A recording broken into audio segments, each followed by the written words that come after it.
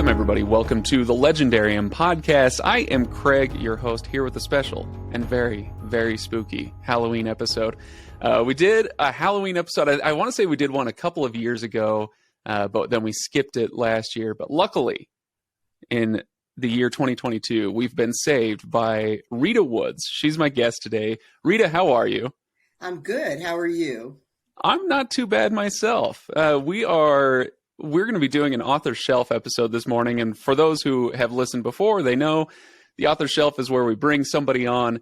We bring on an author to talk about some book off of their shelf, something that has been influential, important to them in some way. And today's book is The Good House by Tananarive Due. And I finished it last night, and it was fabulous. And so I hope that people go out there and give it a shot. And we're going to have a conversation about it today, but I think, Rita, we can probably spend at least the first part of our conversation without spoiling the ending.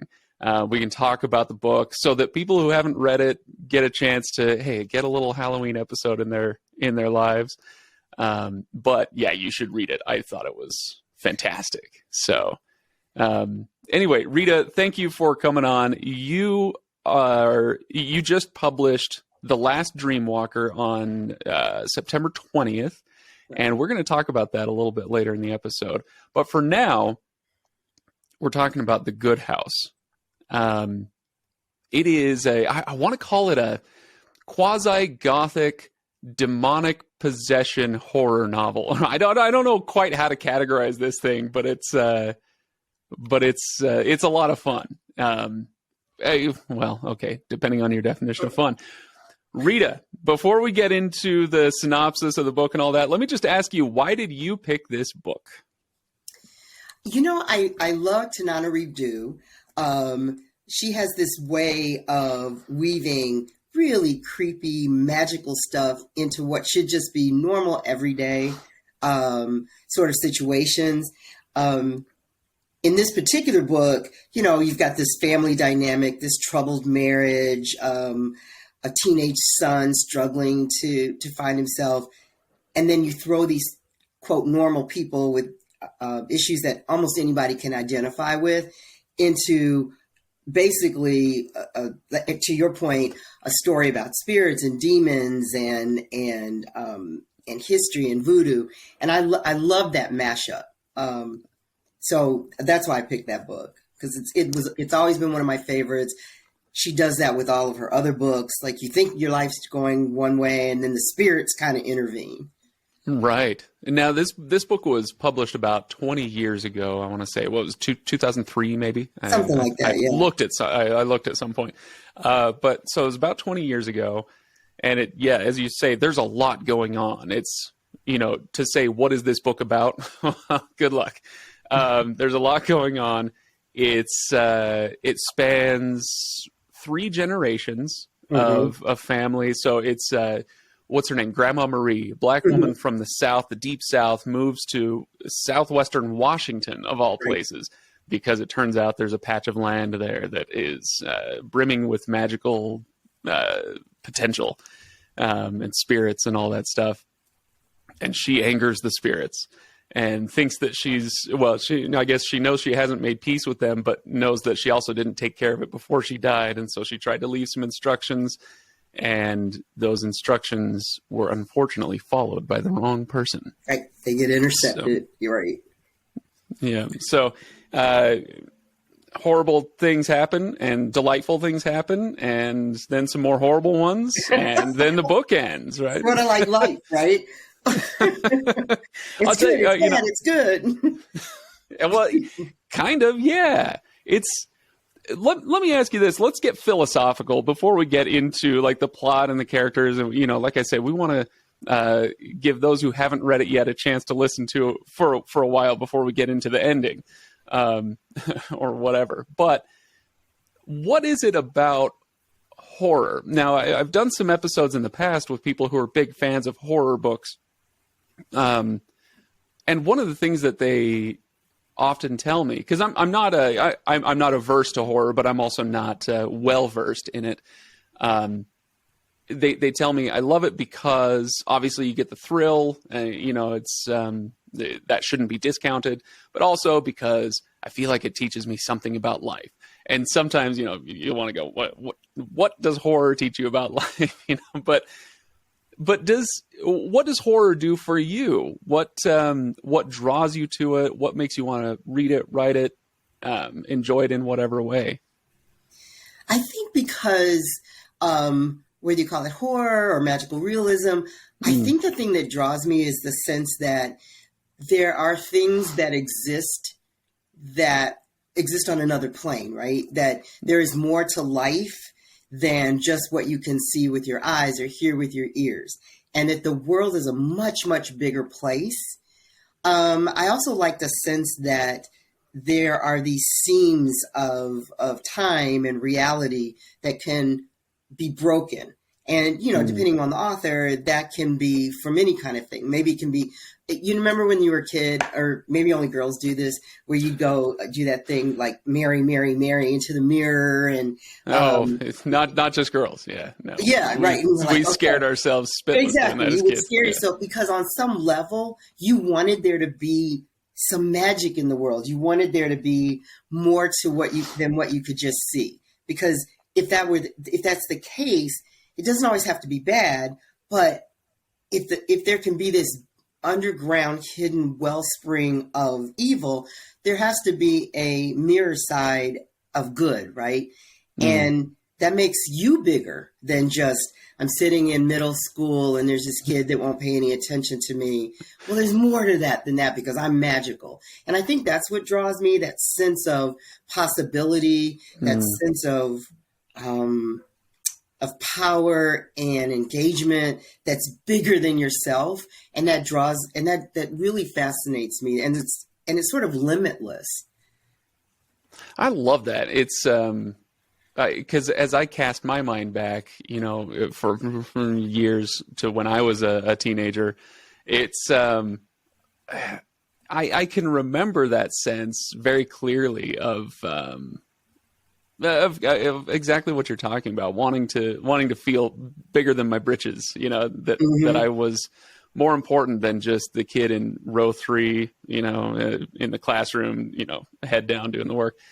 And that is the motivation that is given to the boy who does find the spells and awakens the demon. Is he says, I've always loved magic. I love magic tricks, you know, but they're unsatisfying, and all he wants is to see some magic. And so he recklessly goes ahead and tries to perform some and succeeds, unfortunately. Right. And that's where the kind of fantasy element of this comes in, is, you know, what if it worked? Be careful what you wish for. Right. That sort of thing. Is there some sort of message in this book and books like it that of the be careful what you wish for, be content with what you have, or, you know, or is it, hey, let's have an adventure and let crazy things happen? I don't know. Do we take anything like that from this? You know, I think some of it is, part of it is be careful what you wish for, but also I think there's a little bit of that. A lot of us don't realize what we really want, right? So we may be discontent or unhappy, or maybe we want that big promotion, but we're not really clear in our minds how that's going to play out. I think it's that rule of unintended consequences, right? So the grandmother, I think, is very clear about, I think that's where her power comes from, in that initially she's very, very clear about what she wants. There's very strict guardrails. Oh, you want to be successful in business. Well, these are the guardrails. I think it's only when she allows her emotions to take over that things get messy, right? She just wants vengeance. And once you remove those guardrails, that's sort of when the unintended consequences come to play. So I think the takeaway is not that you shouldn't seek out the magic and seek out the mystery and the beauty that's sort of hidden sometimes in the world, but you need to be very intentional about what it is you're asking for, what it is you really want from it. Because if you just say, I want to be the CEO of a multi-billion-dollar company, you put that out there sort of like, and that's in all the Disney fairy tales too. You made this wish, but you didn't say anything about wanting to keep your family and your kids. Right. You didn't say you wanted to be happy. You just said you wanted to be successful. So I think there's that sort of that lesson. Yeah. Oh, what was that? Now you've brought to mind that old Brendan Fraser movie, Bedazzled, where he asks the devil for stuff and ends up going horribly awry. But we're not here to talk about that. And you have kids. Do you know that show, that book series, Amelia Bedelia? Oh, yeah, absolutely. Okay, it's almost like that on a more evil way. It's like, well, I need you to hang the curtains. Okay, but you weren't specific, so she hangs them from, a noose from the roof or something. Let me ask you a question. Kind of shifting gears, but like you said, it's more sinister in the Good House than in Amelia Bedelia. These concepts much more sinister. You're welcome to punt on this question if you want to, but how much do you believe in spirits and alternate planes and other realms and whatnot, and those stitches that you talk about, these places or times when the seams start to bust open a little bit and things cross over? How much do you put stock in that personally? And whatever your answer is, how does that affect the way that you kind of receive books like this? I don't know that I would call it spirituality per se, but as you know, I have a science background, and I do believe in that the science, that energy never goes away; it just changes, and that includes humans and animals and anything that's ever happened. I also believe kind of in karma, and so I do believe that there are things that we cannot see, that we don't understand, and things that influence our world that could be called magic or could be called spirits. We have to give language to it because we don't have a real language for it, right? And it's ancient. You can go back from the beginning of written language, and every culture has this belief system where they cannot explain certain things, and they call it magic or they call it spirit. And it's hard for me to believe that through millennia that multiple cultures across the world have this same similar belief system, and yet there's nothing there. So I do believe that there's something that we don't have access to on a conscious basis. Yeah, no, I love that. I think I'm roughly with you there. Obviously, like you say, this is a very general principle. There's something going on, and we don't know what it is. I don't think everybody is willing to accept that necessarily, but I do. I think there's something going on. I just watched, and it doesn't have to be necessarily malevolent spirits or whatever. No, but I just watched this documentary a week or so ago on Netflix about infinity. I can't remember what it's called, but it's about the concept of infinity and the trouble that you run into in math and science and all these things when you introduce the concept of infinity. And it does kind of awaken, something like that, as much as something like The Good House can awaken in your mind this idea of possibilities beyond just the purely physical world. Anyway, yeah, I love that stuff. I don't know where I come down on the specifics, like I say, but as a general principle, I think I'm with you. But so how does that affect your reading of or enjoyment of a book like The Good House?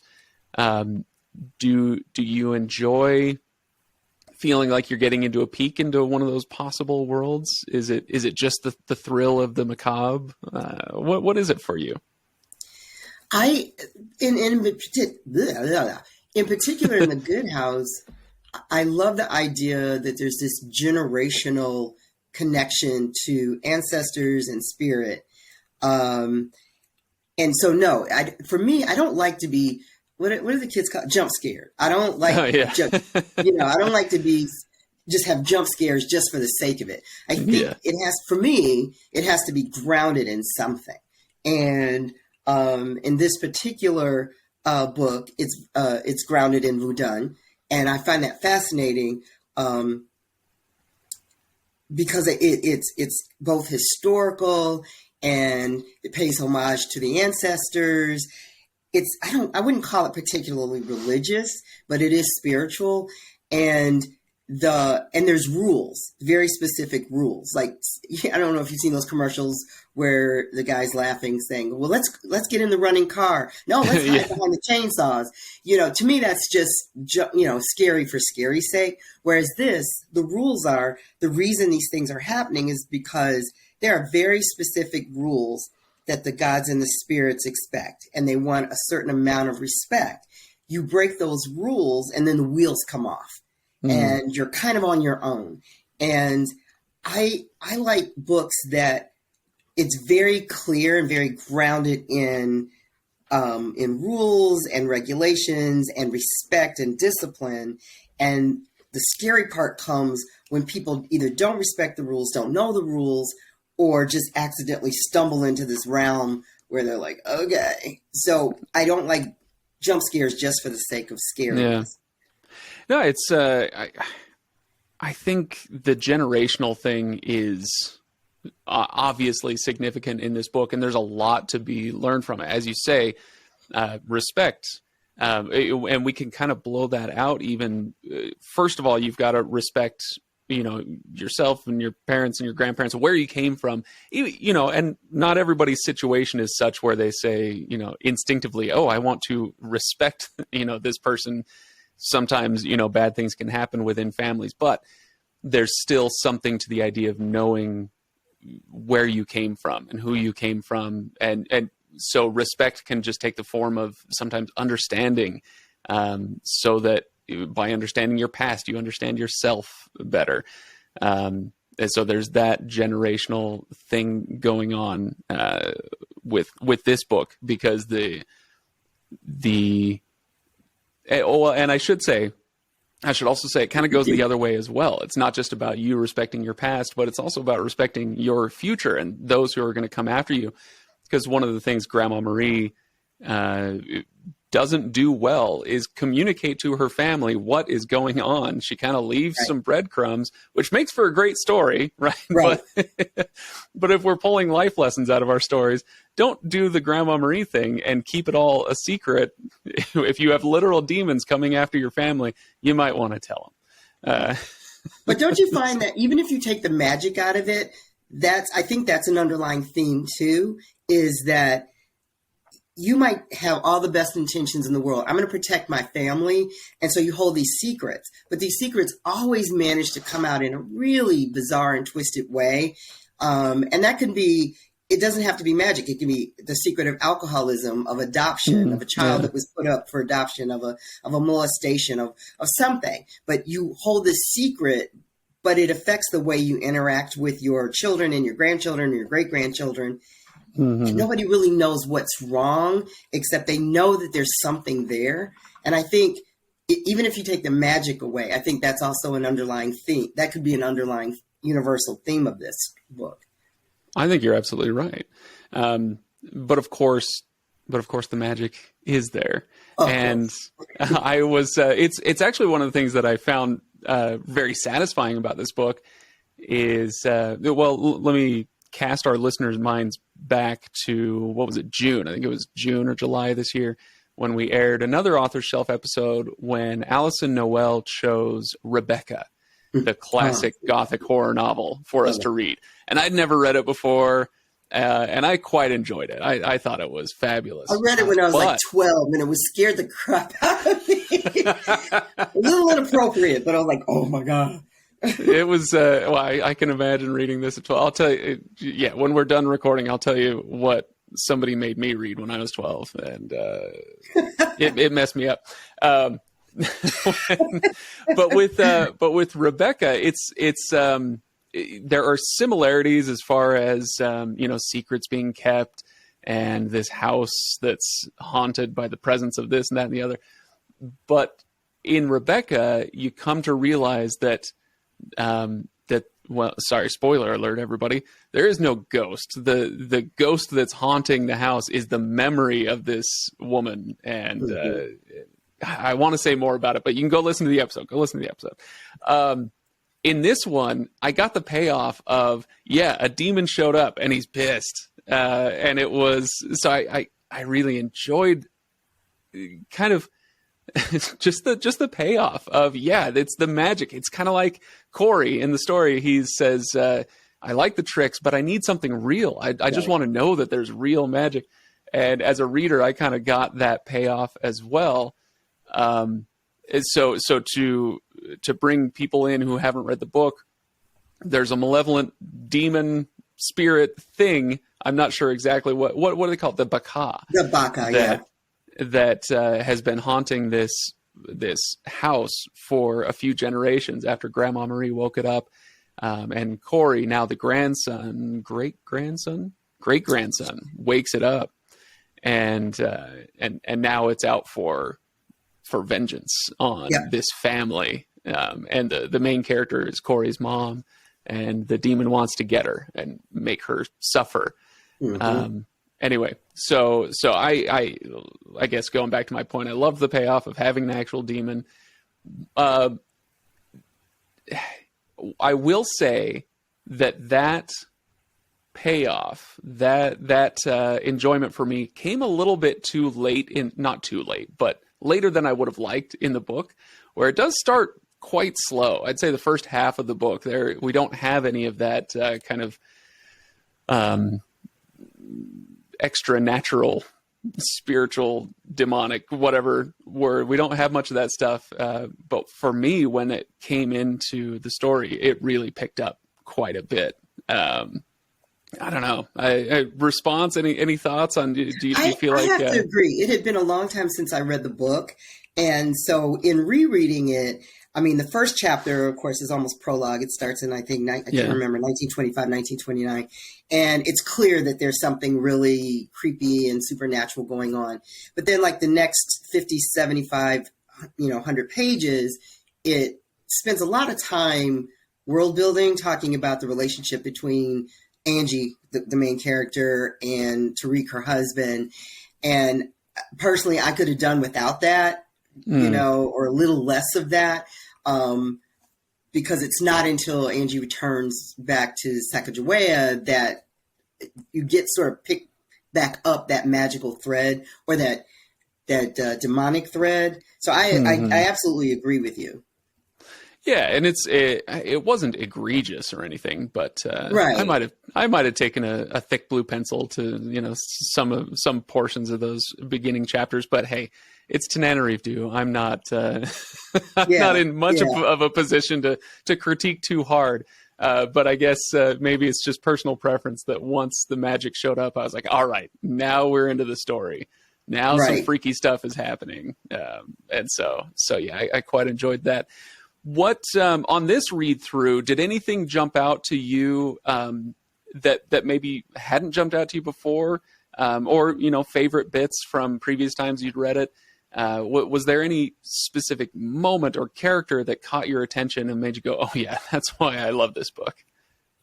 It's funny. So, I don't know if you know this, but in Remembrance, there's a whole, which is my first novel. There's a whole thing of, it's strongly based in Voodoo and the Loa and the Orishas, and I hadn't had that research background when I read The Good House the first time, right? And so I just kind of took it at face value. So rereading it this time, I knew the rules. And so there was much more of an, oh no, this is going to go badly, when I was reading it, because now I knew, based on research I'd done for my own book, that the Loa, it's kind of like the pantheon of Greek gods, like in the Marvel series, where, you've got Loki, who's, very undependable and unreliable. And it's like, he's charming, but he's a hot mess. And you have the ones who, Zeus, who's kind of arrogant, but he's, if you follow the rules, he's okay. And so there's that pantheon in Voodoo as well with the Loa. There, Father Legba, who is very strict and very stern, and he's a father, right? He's the father figure. He's the gatekeeper between our world and the spirit realm. And so when she started, she, meaning Marie and Corey, started doing the thing where they're kind of straying off script, because I kind of had this new background that I hadn't had before. I just knew this is going to go really badly when he releases these things, because like at one point, the mayor says, there's some really beautiful gods, and then there's other ones. So I didn't have that knowledge before. To be honest, I don't know much about that stuff either. You hear the names and you understand that there is a history to this belief system, but I didn't know all that much about it. I still don't know that much about it. But I love a book like this for the peeks into that I get. Mm-hmm.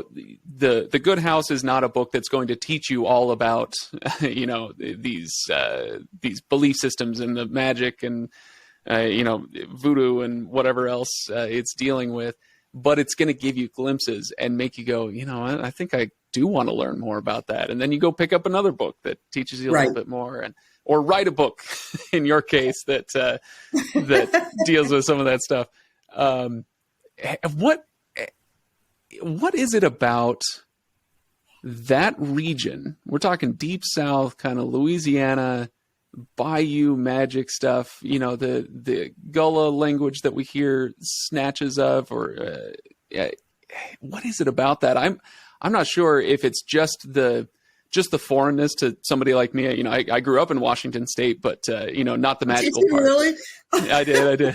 So between Washington and Utah, maybe it's just the kind of foreignness of something that's far away and not understood, but it makes it magical all by itself for me to read a book with these people speaking French, which I do like. Thank goodness I speak French, because I actually understood what was going on for some of those passages that she doesn't translate. but it's the French and the African and the Southern and Haitian and all this stuff kind of gets thrown into and forgive me, this gumbo pot of fascinating history for me. I quite enjoy it, and obviously you did as well. You do as well, because you write about this stuff. But I imagine there's a different sense for you than there is for me. Like I said, we grew up in different parts of the country, I think. And so what is it that draws you to those things, those aesthetics? Is it a more personal sense of history for you, or is it like me, it's distant and foreign and interesting? I think there's a little bit of both. I'm not from the South, but I think it's a little bit more personal, just in terms of realizing that the reason this came together is because you're drawing from multiple traditions: West African, Caribbean, French, and all of it comes together and makes this amalgam of power, right?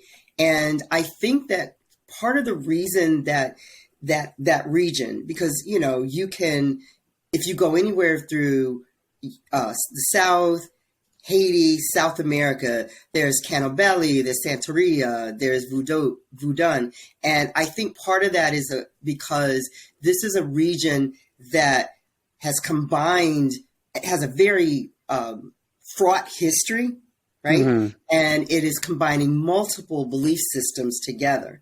In addition, I think these religions, because voodoo is a religion, is that you are taking a people who are in extremists, right?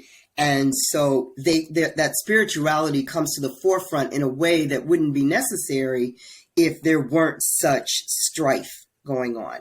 And interesting. Yeah. You sort of combine that with, and I think magic, it takes place in those spaces where there's huge emotional upheaval, because then you're open to that, right? If life is going great and everything's good, you're not, you're just sort of living in it, right? You don't necessarily need to pull from the spirits from a realm of somewhere else.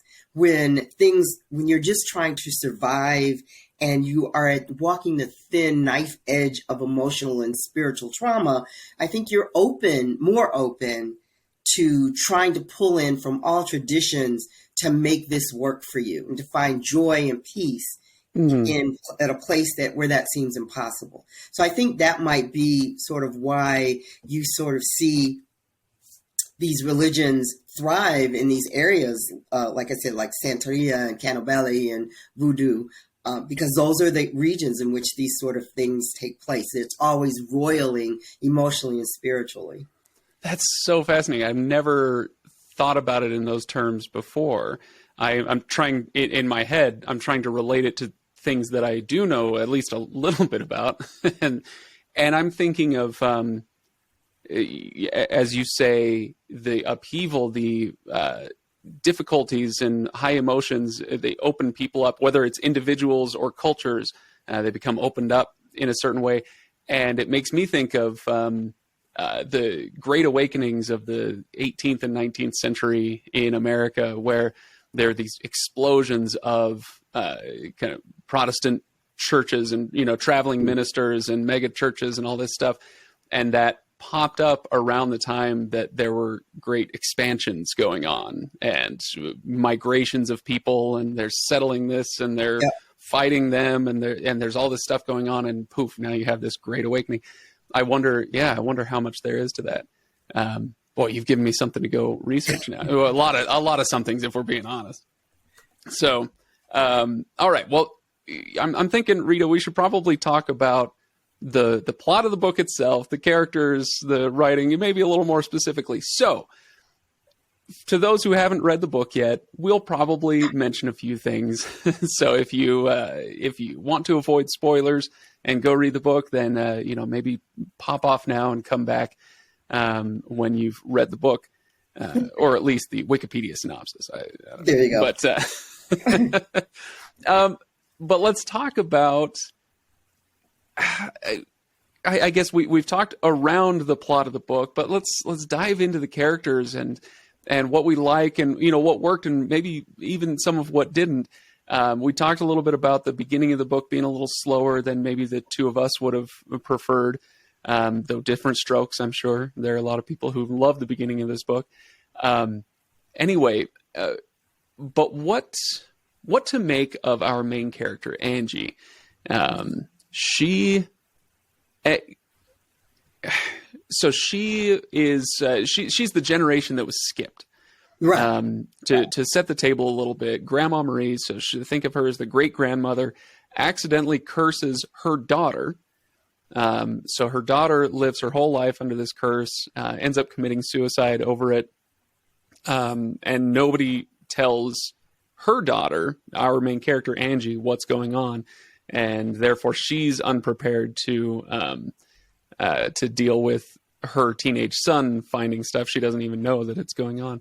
Anyway, but do you find her to be compelling on her own terms as a character, or as a delivery system for the story?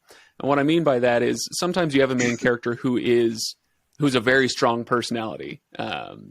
And sometimes you have a main character who's more like a Harry Potter or something, where it's like, just here's an empty vessel for the reader to pour themselves into. How do you read the main character? Where do you put her on that spectrum?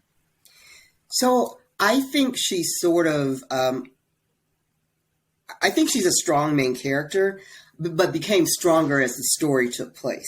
She's so, I don't find her particularly likable, which isn't necessary for protagonists, I don't think. No. There were so many times I just wanted to stop it. Just smack her. Yeah. It's like, oh my God, she's so unlikable. And I was kind of with Corey when he's like, oh my God.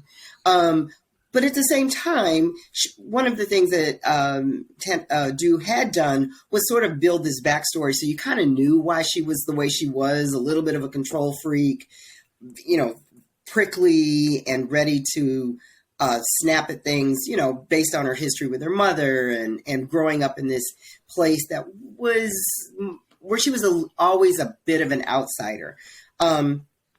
So I thought she was a strong protagonist, but I think she grew stronger as she took more ownership of this thing that her grandmother had never really told her about. Sort of in the beginning, it read to me more as women's fiction as opposed to, interesting. As opposed to horror or fantasy, just because, like I said earlier, it sort of spent a lot of time talking about her and Tariq's relationship, which, to be fair, I didn't care that much about. I cared more about it later as it became clear that it started to unravel, as Tariq started to unravel. So I think it worked the last 2/3 of the book. I think she worked the last 2/3, and certainly as she began to take more ownership of what it was that was going on. She spent one of the problems I have with some books is that some authors, not particularly in this one, but just a little bit, will spend a lot of time with the main character going, "What's going on? I don't get it. That can't be happening." It's like, dude, your bathtub is filled with leaves and mud. I think it's happening, That was one of my favorite portions of the book, and it's toward the end when she's accepted what's going on, but not everybody around her has, especially what's the Miles. boyfriend? Miles, thank you. Mm-hmm. She and Miles are together, but he is absolutely insistent on his skepticism. Refuses to acknowledge right up until spoiler alert, his very bitter end. He refuses to accept what he sees around him. And it's a great juxtaposition. As you say, so often it's kind of swapped where the main character doesn't want to, see no evil, all this stuff. No, right. she's into it. She accepts what's going on. And it's Miles, which I think is a great stroke of writing by Tananarive Due to give a secondary character that skepticism, Yep. so that you still see it, but I think it's more satisfying as the reader to be rooting for the protagonist and to be in her head, so that as she accepts it fully and decides to wage war with this demon, she accepts it, and therefore you as the reader get the thrill of accepting it. Right. And yeah, I think that's really, really great. I'll tell you who I enjoyed reading was Corey, the 15-year-old son. Not because I have gone through everything that Corey did. I was lucky enough for my parents to have stayed together for my entire childhood, but I did experience kind of that uprooting, moving to, going to a place I didn't want to be. I'm still here now, so I guess it was okay. It turned out fine. But, moving to Utah and when I was a kid and kind of going through that at the very least was something for me to latch onto in the story. And so I enjoyed reading him, trying to make friends, trying to find something interesting to do in this town. And he was quite a fun character for me. Fun. I thought you did him well, though, because, he's such a teenage boy. I'm a man, I'm a boy, I'm a man, I'm a boy, I'm happy, I'm sad, and that's exactly how teenagers are, right? It's like, what's really funny is, in my head, I'm thinking, it would be really hard to tell the difference between a teenage boy being possessed versus being hormonal. Because teenage boys are schizophrenic anyway. 1 minute they're hugging you, the next minute it's, let me out here 2 blocks away. I don't have parents. I'm locking the door. Don't come in. I want to have dinner together. So I think she did Corey really well. But I'm not sure where that happened in the book. At one point they were saying, and maybe it was the demon that said it, that Corey, as a teenager, and I think that's true, is more open to being influenced by these things because they're still children on one level. So they have this universal belief in that the fact that anything is possible. And they also have that problematic part where they don't really see the danger of things. They, kids, particularly teens, feel immortal and invulnerable. They can't be hurt. They just don't see the consequences until they're in their face. Yeah, absolutely. I'm still working on that. Yeah. It's sorry, teenage me. You never learned. Once a teenage boy, always a teenage boy. Well, yeah, he says in his man cave podcasting on a Saturday morning. So, who else did I want to talk about? I guess I wanted to talk about Miles as well, and his relationship with her, and how, what? No, I kind of want to save this. Well, I'm trying to decide if I want to talk about it. You know what? I'm going to shift gears. Instead, I'm going to ask you this. What was for you the scariest part of the book, or the scariest thing about the book? I think I've got my answer, but there is some, as you say, you kind of hesitated around the label horror for this. You were calling it magical realism, but there's definitely some scary stuff going on. I'll let you think about your answer, actually. So I'll give you mine, give you a chance to think for a moment. The scariest thing for me is, let's talk about Tariq. Tariq is the scariest character for me.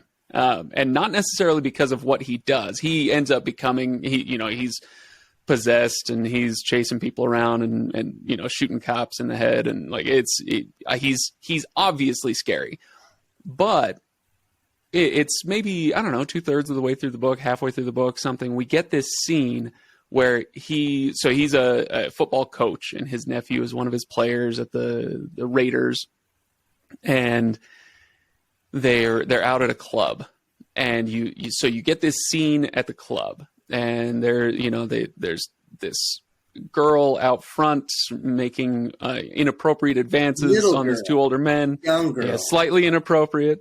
Yeah. They go in the club, they get in a fight. There's there's drugs that he says no to, and all this stuff, and then the scene turns and we get the nephew's perspective on what happened, and actually some terrible. So the uncle Tariq, the guy who is in the process of being possessed, does some really awful, horrible things in that scene. And she tells the scene, I want to say it's 3 times she writes the scene. Once from his ignorant perspective, once as he's being told by his nephew what he actually did, and then once where he relives it and knows exactly what he did and some of the details that the nephew got wrong. And I will say that scene reflects maybe the scariest thing about the book for me, is this idea that Tariq got possessed and did things that he doesn't remember and are unspeakably horrible, and then is given that knowledge again later. And something about that is just terrifying to me. The idea that I could be made to do something that awful. Whew, it gives me the willies. Yeah. What about you? What is the scariest thing in this book? That actually was the one for me where I just had to take a breath for a minute. It's rough. Because it was totally, like you said, just, this is the most awful thing, as his nephew Daquan is telling him this thing that he did. And at the same time, it's heartbreaking, right? It broke my heart. I mean, Tariq was certainly an imperfect human.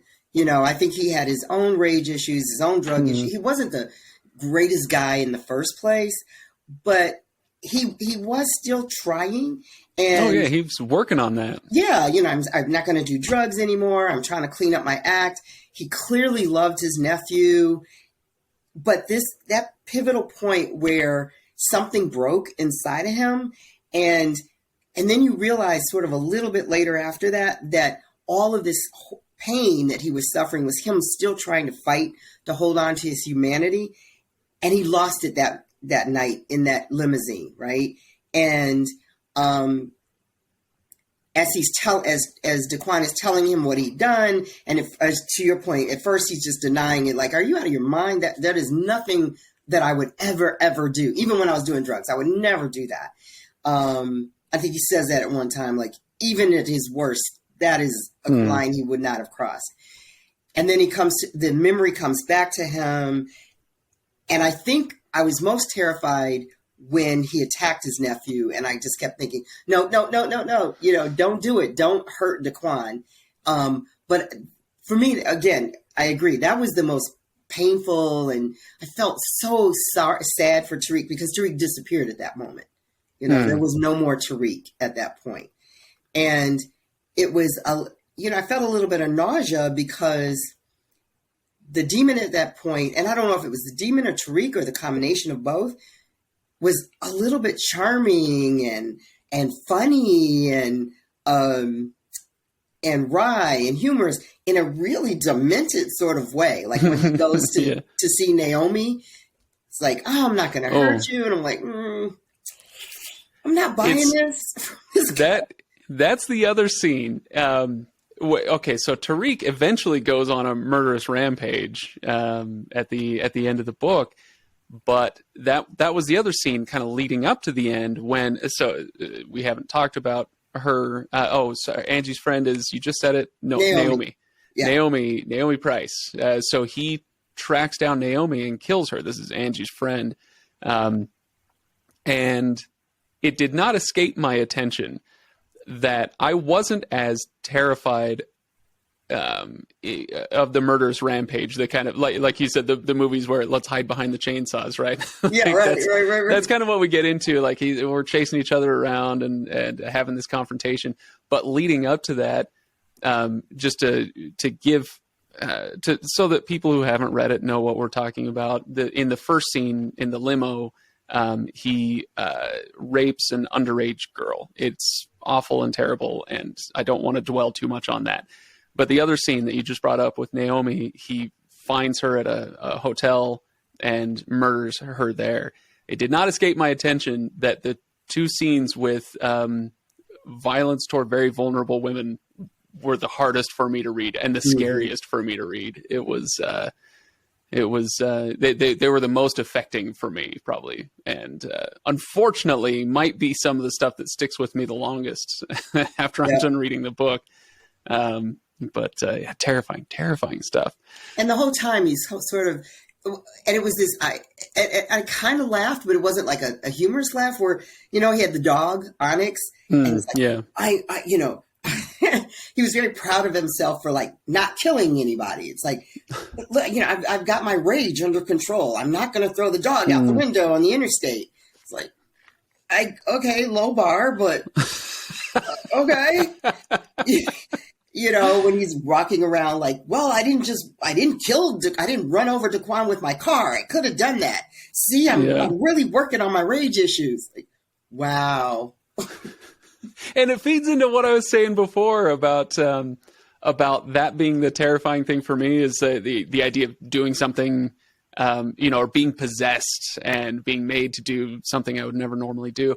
The part of the scariness of Tariq toward the end of the book is the fact that he still talks like Tariq. He has Tariq's memories. He is, in a way, Tariq, but the demon brings out the absolute worst in him. Right. And that's, it's like reading a horrific version of Dr. Jekyll and Mr. Hyde.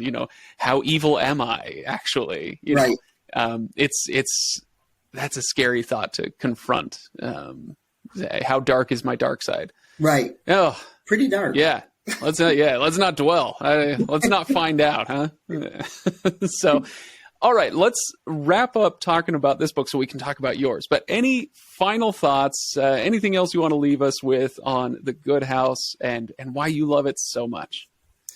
I just think it's a wonderful study in family and ancestors and vulnerabilities. And it's just, I just love the book. Oh, I think that is fair enough. Sometimes we just love stuff, but I agree. The best books are about more than just their plot. Yeah. And this one, like you say, it does get into family issues, intergenerational issues. The idea that you can be responsible for something that someone did a generation or 2 or 3 ago is it's a powerful lesson, and one that reminds us to be mindful of our family and be mindful of our history. So it's kind of Shakespearean, right? It's like the sins of the father, Oh yeah. Yeah. Shakespearean, Old Testament, take your pick. Old Testament. Exactly. Yeah, absolutely. Absolutely. So and I say this, I feel like, I don't just feel like, I think I do say this on every Author Shelf episode. But I'm going to say it again because it's so true. My favorite thing about the Author Shelf series is reading books that were not on my radar, that I probably never would have read another way. And this definitely falls into that. It's going on my bookshelf. It's actually this version of it is horribly printed. So I gotta call somebody at Washington Square Press about this. Come on. But I'm going to read it again for sure. It's going on my shelf. And I wanted to thank you, Rita, for choosing the book because, like I say, I probably wouldn't have come across it any other way. And boy, am I glad I read it. It is fabulous. So well done with your pick. All right. So Rita, let's talk for just a moment about what you have. I was going to say coming up, but it actually came out last month. A month ago, yeah. It's The Last Dreamwalker. Do you want to give us a kind of an elevator pitch? What is this book about? What is it? So The Last Dreamwalker is, excuse me, about Layla. Layla is the main character. She's a 20-something-year-old artist who has had wild and extraordinarily vivid dreams her whole life, to the point where she would often wake up in the homes of strangers, sometimes have injuries, be covered in dirt, be in places that she didn't know, and have memories and knowledge that she shouldn't have access to otherwise. And she's always had this fraught relationship with her mother, and these dreams that she has always had makes it worse. Her mom doesn't want to talk about it. She dismisses her at every turn. And so she just has this very difficult relationship with her mother. When her mother dies suddenly, Layla decides to reconnect with her mother's side of the family, who live in the Gullah Geechee area, the heritage corridor. So she goes out to South Carolina to visit her aunts, her mother's older sisters, and realizes when she's there that she has an inheritance. And the inheritance is an island, a Gullah island that she'd never known even existed. And number 2, she realizes, or she comes to realize that these dreams that she's had her whole life is actually a power that's been passed down through her Gullah ancestors through generations. And that power is the ability to walk in other people's dreams and inhabit them.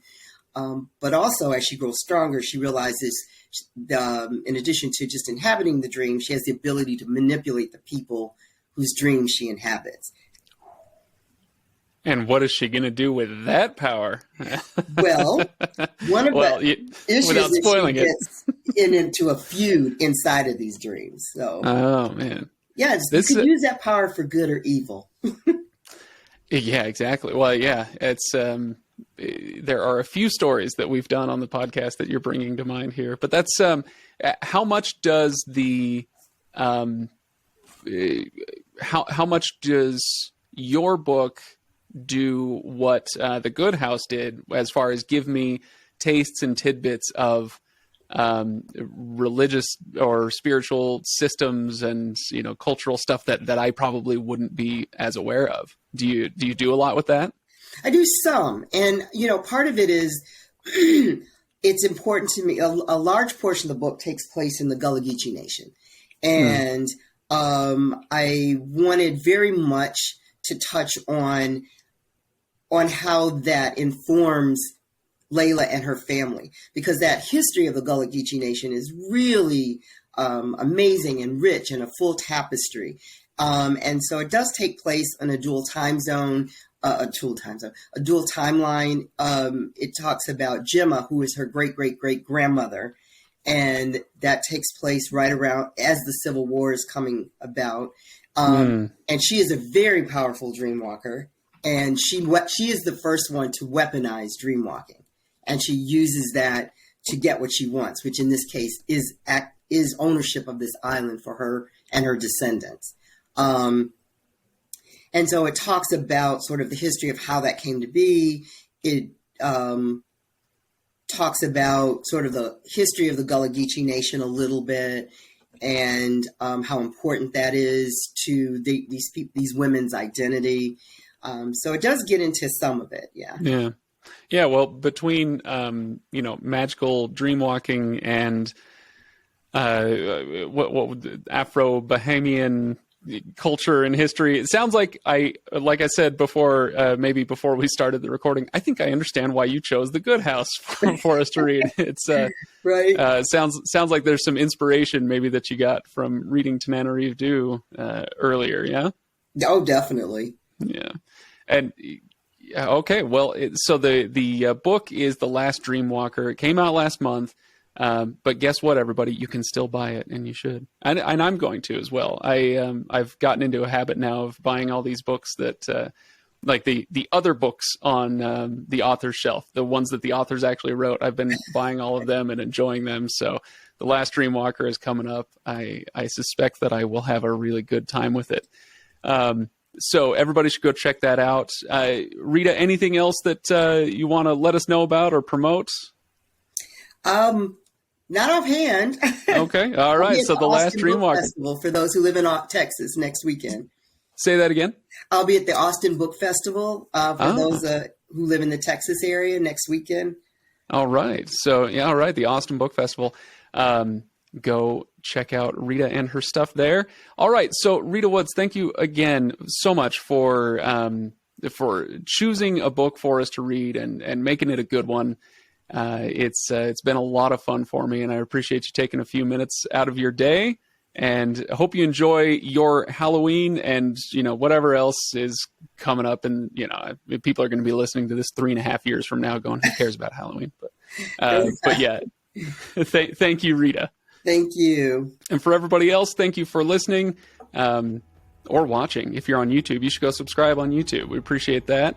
And make sure you go to thelegendarium.com. Thelegendarium.com is where you can get our Patreon link. You can get our Discord link so you can join in the conversation, ask and answer lots of questions, and hang out with other fans of books. So please go check out thelegendarium.com. And once again, we thank Rita for joining us here today. And I will see everybody next time.